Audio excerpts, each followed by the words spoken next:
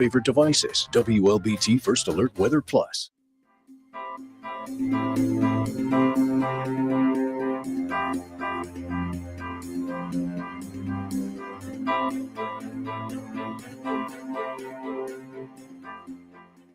WLBT's First Alert Weather Team is committed to your safety with 6 hours of continuous team coverage. This is a relentless storm, Dave. We're fortunate we all made it out alive. And our network of sky cams across the state alerting you to danger, bringing you live footage of tornadoes as they touch down in Wathau County. Look at this, Chase. Guys, look at that. This is ground zero almost. I mean, this is really hard to stomach, like I said. We take our commitment to being on your side seriously, and together we're Mississippi Strong.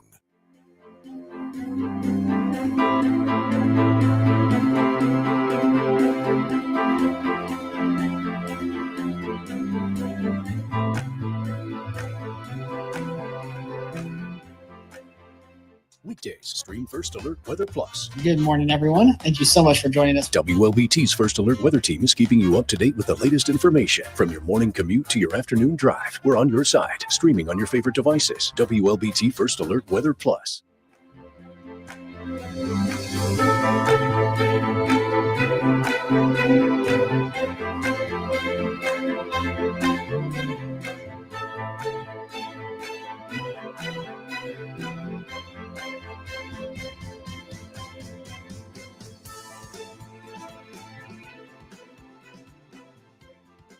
Alrighty, good morning, everyone. Thank you so much for joining me here on WLBT Plus First Alert Weather Edition.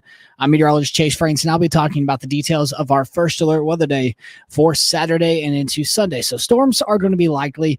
The severe possibility is looking minimal, but not zero here in the area. We're going to be talking about that main line passing on through the forecast into your day tomorrow. So here's what we know right now. With this First Alert Weather Day, we do have a slight risk for areas back into northwestern Mississippi. That does include our lower Delta counties. So again, if you are planning any plans into Saturday, most of us should be dry, but it's Saturday night and into Sunday morning that we're going to be looking at these storms. So Sharkey, Issaquena, Yazoo, Holmes, and Humphreys County included in that slight risk. Everyone else included in the marginal risk. So what exactly does that mean? Let's talk about the timing of these systems rolling on through your forecast right now. So our main focus is mainly overnight. So Friday morning, or really today, we do have a chance for light passing showers. Most of us will stay dry.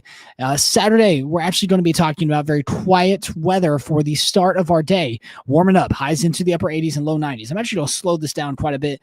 Look at this. We actually have a chance to see some isolated storms popping up ahead of that line, anywhere from 4 p.m. to about 8 o'clock. So 4 p.m. to 8 p.m. isolated storms. Now the main line still looks to move into the forecast around that 8 o'clock hour for areas west along the Mississippi River between 8 p.m. and about midnight. So if you live west of I-55, along I-55 and west, midnight to 8 p.m.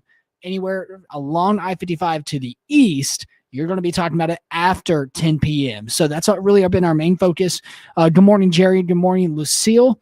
Winston County, we look to see these systems move on through. Let me see.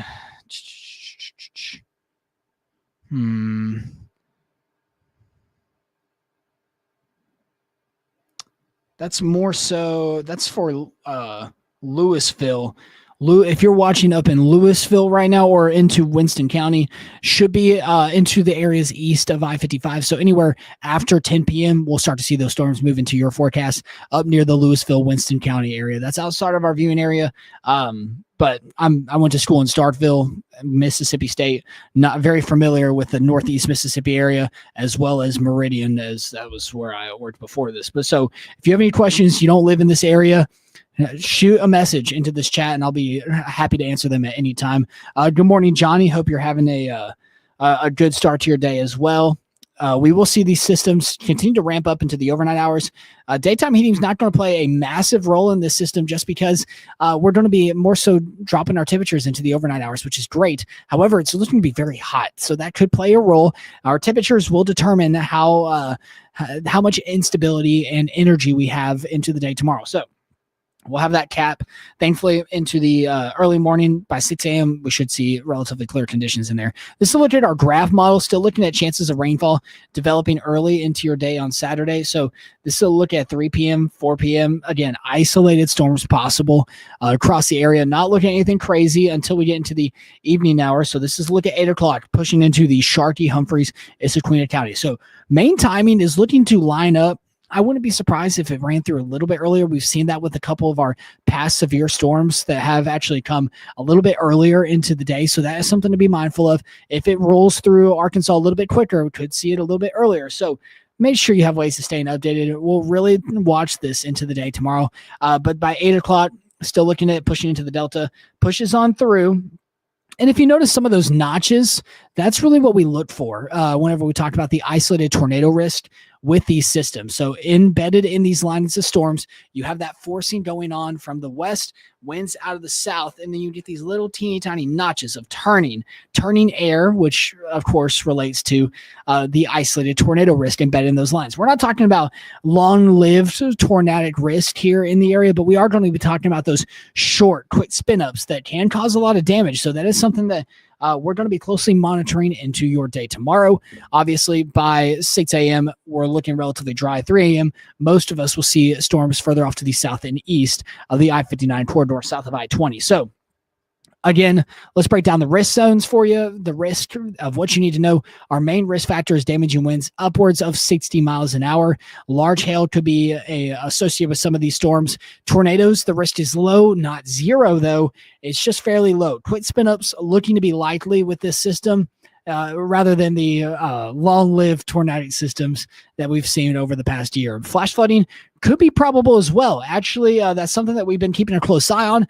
The drought monitor is showing a very dry area back in the Delta. So you might be thinking, oh, yeah, we need the rain, but we don't need all that rain in a short period of time. So over the next 7 days, the rainfall looks to be anywhere from about half an inch upwards to 2 inches in some isolated areas back into western and northern Mississippi. So where we see our worst drought is mainly back in the lower Delta counties, and we could be talking about a good bit of rainfall fairly quickly as well. So flash flooding could be a concern for areas north of I-20 and west of I-55. So that's really what we're talking about with the severe threats. Damaging winds, large hail, tornadoes being our main threats, flash flooding, very isolated, as well as that tornadic risk. The good news is once this front passes on through, we're going to feel great. So I'm actually going to pull up our 10-day forecast for you to take a look at before I let you go for the rest of your morning. Again, if you have any questions about this severe weather, please don't hesitate to ask. I'd be happy to answer them at any time.